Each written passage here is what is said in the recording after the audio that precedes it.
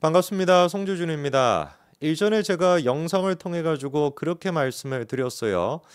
현재 지금 국민의힘 같은 경우는 일단 비대위 체제로 돌입하기로 했고, 그리고 그 비대위 체제를 통해 가지고 한 7월 말 8월 초 정도 즈음 돼 가지고 전당대회를 열어서 새로운 지도부를 꾸리겠다라는 겁니다.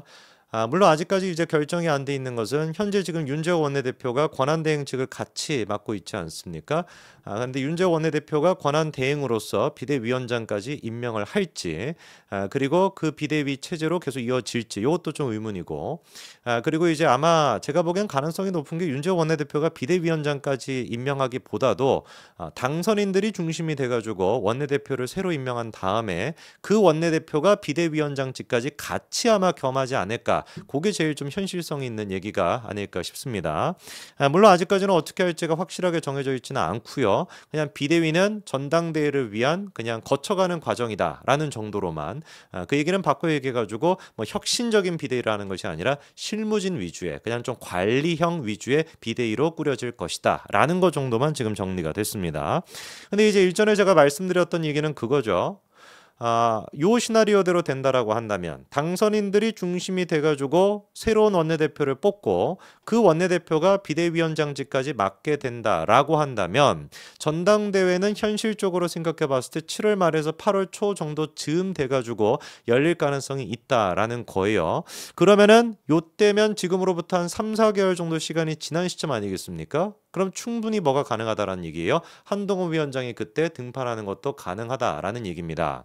그리고 이제 당선인들이 중심이 돼가지고 만약에 원내대표를 뽑는다라고 한다면은 어쩔 수 없이 그 원내대표 같은 경우도 한동훈 위원장한테 좀 뭔가 죽이 잘 맞는 그런 사람으로 될 가능성이 높아요. 당선인들 같은 경우는 애당초 한동훈 위원장이랑 죽이 좀 잘 맞는 사람들 위주로 지금 또 당선이 되어 있으니까요. 그리고 전당대회에서 규칙조차도 좀 바뀔 가능성이 있습니다. 특히나 이제 원래 같은 경우는 당원 의견 50%에다가 일반 50%였다가 이제 그 정진석 비대위 체제 같은 경우는 당원 의견 100%로 바꿨었죠. 그렇죠? 근데 요거 같은 경우는 또 우리가 총선에서 패배한 직후인데 그런 지도부를 꾸리면서 민심의 어떤 얘기를 안 듣겠다. 국민 눈높이에 안 맞겠다. 요런 또 비판을 받을 여지가 있다 보니까 다시 회귀가 돼 가지고 당원 50% 일반 50%또 회귀할 가능성도 있습니다. 요런 맥락을 생각해 본다면 지금 이제 당대표로 거론되고 있는 안철수, 나경원, 한동훈 등등 됐었을 때 한동훈 위원장이 또 조금 더 유리하다라고도 볼 수 있겠죠. 일반 50%가 또 들어간다라고 한다면. 그래서 이제 관건은 한동훈 위원장에 대해 가지고 조기 등판에 대한 거는 김경률 지금 이제 전 비대위원은 가능성은 제로다라고 얘기하고 있는데 그거는 자기 생각인 것 같고, 물론 저도 제 생각을 얘기하는 거지만 다른 또 비대위원 같은 경우는 여론에 따라서 달라질 수도 있다 이런 얘기가 나오고 있거든요. 그러니까 전적으로 이거는 지금 시청하시는 분들의 뜻에 달려 있는 겁니다. 전당대회 같은 경우는 글자 그대로 시청하시는 분들, 보수우파 국민 여러분들, 국민의힘 지지자들의 뜻에 달려 있는 것인데 여러분들의 뜻은 어떠시냐라고 제가 물어볼 수밖에 없겠죠. 3, 4개월 정도 지났다라고 한다면 한동훈 위원장이 돌아오기에 충분한 시간이다라고 보시는 분도 계실 거고, 저처럼 저는 개인적으로 충분하다라고 보는데 아니다, 아직까지는 좀 부족하다라고 보시는 분들도 분명히 계실 겁니다. 이번에 국회 앞에 한동훈 또 전 위원장을 응원하는 화환이 또 놓였다라고 합니다. 사랑합니다, 돌아오세요, 뭐 이런 또 화환이 놓였다라고 하는데 이거는 지난 이제 그 윤석열 검찰총장 당시 때부터 시작된 문화라고 할까요? 라고 저는 좀 생각이 들어요. 그 전에는 막 정치권에서 딱히 막 그런 거는 없었던 걸로 제가 기억이 나는데, 그래가지고 한동훈 위원장에 대한 이런 또 응원의 또 화환이 놓여 있었다라고 합니다. 그만큼이나 지금 보수파 많은 국민들은 한동훈 위원장 때문에, 한동훈 때문만에 우리가 총선에서 졌다라고 생각하지 않는 분들도 많다라는 거겠죠. 그런데 이거에 대해 가지고 좀 안이 꼽게 보는 사람이 있는 것 같습니다. 예상이 되시는 것처럼 바로 홍준표 시장인데요. 야, 이 정도쯤 됐으면 제가 보기에 좀 아픈 사람이 아닐까라고 걱정이 될 정도예요. 병원에 좀 보내드려야 되는 거 아닌가라고 걱정이 될 정도인데 이렇게 또 얘기합니다. 황교안처럼 선거 말아먹고 퇴출될 것으로 이미 자기는 봤다. 또다시 윤석열의 기적은 일어나지 않을 거고 선거에서 지면 같이 들어온 얼치기 좌파들과 함께 퇴출될 걸로 봤었는데 무슨 차기 경쟁자 운운인가, 이렇게 또 반문했습니다. 여기서 말하는 차기 경쟁자 운운이라는 것은 사실 초등학생도 다 알지 않겠습니까? 홍준표가 왜 이렇게만 미친 사람처럼 한동훈을 막 물어뜯고 있는 것인지. 아니 뭐 한동훈과 홍준표 두 사람의 개인적인 악연이라고 할 게 뭐가 있겠어요? 사실 없습니다, 별로. 그냥 철저하게 홍준표가 기다렸다라는 듯이 이렇게나 지금 한동훈 위원장을 물어뜯고 있는 건 딱 한 가지밖에 안 되는 거예요. 한동훈 위원장이 뭐가 될 거라고 예상하기 때문에 앞으로 내가 대선 나가야 되는데 가장 유력한 라이벌이 될 거라고 생각하기 때문에 그러니까 한동훈을 이렇게 비판하는 거 말고 뭐가 있겠습니까? 이거는 막 지나가는 초등학생 붙잡고도 다 할 수 있는 내용 아니겠어요? 어? 그러니까 자기 경쟁자라고 생각하니까 이러는 겁니다. 자기 정치적인 입지를 위해 가지고 보수 우파를 또다시 분열시키는 게 놀랍게도 국민의힘의 지금 당대표를 했다라고 하는 현 대구시장이라고 하는 홍준표의 수준인 거예요. 뭐 좋다 이겁니다. 뭐 이렇게 뭐 좀 아프셔가지고 그런 얘기를 할 수 있다고 치자고요. 그런데 이거는 진짜 제가 보기에 선을 한참 넘었어요. 어떤 얘기가. 조용히 본인에게 다가올 특검에나 대처할 준비를 해라. 이렇게 얘기를 합니다. 홍준표가. 이 얘기는 무슨 말이겠어요? 한동훈 위원장에 대한 특검. 미치지 않고서는 동의할 수가 없죠. 그거는 이재명에조차도 얘기를 못합니다. 민주당조차도 한동훈 특검은 얘기를 못해요. 왜? 너무 말이 안 되기 때문에. 한동훈 딸이 MIT 합격했다. 그거에 대해 가지고 입시 비리가 있지 않았겠냐.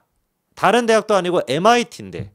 MIT가 뭔가 입시 비리가 있었을 것이고 뭔가 한동훈 딸이기 때문에 봐주게 했지 않았을까라고 하는 터무니없는 망상에 가까운 정신병자가 할 법한 생각이기 때문에 그 얘기를 차마 이재명의 민주당조차도 이거는 한동훈 특검까지는 얘기를 못하고 있거든요. 물론 이제 뭐 정신 나가 있는 사람 한 사람 뭐 조국 같은 사람이 한동훈 특검하겠다라고 얘기하는데 걔야 뭐 어떠니까 자기 자체가 뭐 입시 비리 그런 식의 논란이 있다 보니까 그거를 덮어쓰게 하기 위해서라도 정치적으로 한동훈 특검 얘기를 하는 것이죠. 아무리 그런데 미치지 않고서야 한동훈 특검 받아라 이런 얘기는 못합니다. 근데 그 얘기를 지금 누가 하고 있는 거예요? 홍준표가 하고 있는 거예요. 홍준표 시장한테 진짜 물어보고 싶습니다. 뭐를 근거로 해가지고 지금 한동훈 위원장한테 특검을 받으라라고 얘기하는 거예요? 제정신입니까? 어? 저는 개인적으로 홍준표 시장 좋아했었는데 이거는 진짜 비판을 안 할래야 안 할 수가 없어요. 아무리 내가 정치적인 정적을 제거하겠다. 내부의 적이 더 위험한 거라고 하니까 그래가지고 가장 강력한 라이벌을 제거하겠다라는 의식이 있다라고 해도 그런 목적이 있다라고 해도 해야 할 말과 안 할 말이 있죠. 지금까지도 물론 안 할 말 투성이었는데 뭐 철부지 같은 애다 뭐 애 같은 뭐 이런 식의 표현도 말도 안 되는 얘기인 건데 그렇게 말도 안 되는 얘기 했다라고 해도 어떻게 한동훈 위원장의 특검을 준비해라 이런 얘기를 할 수가 있습니까? 그런 사람이 또 지금 이어가지고 페이스북에 난 뭐라고 썼나 기가 찬 노릇인데 제가 좀 읽어드릴게요. 선거도 끝났으니 송영길 대표 풀어주재요. 돈봉투 사건도 불구속 수사함이 앞으로 전국을 풀어나가는데 도움이 되지 않겠냐. 죽을 죄를 진 것도 아닌데 웬만하면 불구속 재판하는 게 맞지 않을까요? 여야 관계도 달라지고 세상도 좀 달라졌으면 좋겠습니다. 이 얘기를 누가 지금 하고 있는 거예요? 한동훈 특검 받아라. 라고 얘기했던 홍준표가 바로 직전에 그 얘기를 했던 홍준표가 바로 다음에는 송영길을 풀어주자는 얘기를 하고 있어요. 이거는 누가 보든지 간에 뭔 겁니까? 야 나는 있잖아 이렇게 여야 관계에 대해 가지고 여유가 넘치는 사람이야 라는 식의 쇼맨십을 보여주기 위한 게 너무 뻔해 보이지 않습니까? 홍준표에 대해 가지고 무슨 뭐 다른 수가 있지 않을까 고난이도의 어떤 정치적인 수를 고민하고 있는 거 택도 없는 소리 하지 마십시오. 이거는 뻔할 뻔쩍인 겁니다. 이미 개따라가 되어 있다라는 그 판단이 내려졌기 때문에 이 정도 얘기를 해주면은 개딸들이 선호할 것이다 라는 식의 생각 그 이상 그 이하도 없어요. 그러면서 마지막에 또 이렇게 써놨습니다. 또 글을 썼어요. 글도 막 어지간히 많이 써. 어차피 가야 할 사람들은 미련 없이 보내고 남은 사람들만이라도 뭉쳐야 합니다. 내일은 내일의 해가 다시 뜹니다. 이게 무슨 말이겠습니까? 한동훈은 미련 없이 보내고 남아있는 사람 나 홍준표 나를 중심으로 해가지고 다시 뭉치자 이 얘기 아닙니까? 어떻게 이렇게 뻔할 뻔짜로 지속셈을 다 보여줍니까? 보수우파 국민들을 바보로 보세요.